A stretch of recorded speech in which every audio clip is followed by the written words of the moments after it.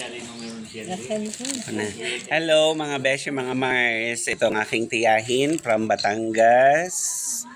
Bilogo, Batangas. Ayan, Batangas City.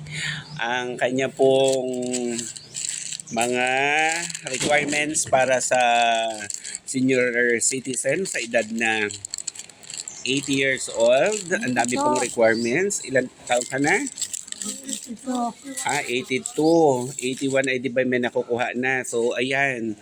Nakakalungkot dahil sa mga problema ng gobyerno ay nadadamay ang mga mahihirap para makakuha ng birth certificate. So, dahil sila ay pinanganak pa nung panahon ng bayabasan yata yun noon. Ang tagal na, 1944, hindi nakuha ng birth certificate.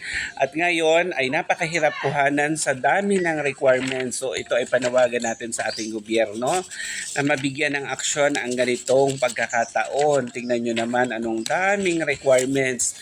From Batangas to Oriental Mindoro, ayusin pa po niya ito. Napakadami. So,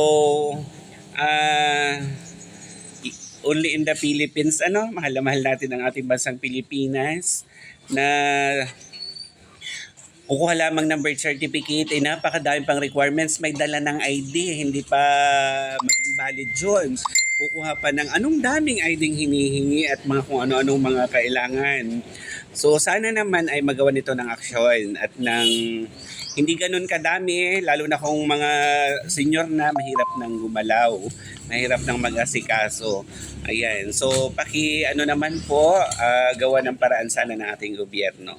Diba, Chang? Yan, kumakain na siya. Oo daw. Ayan, maraming salamat.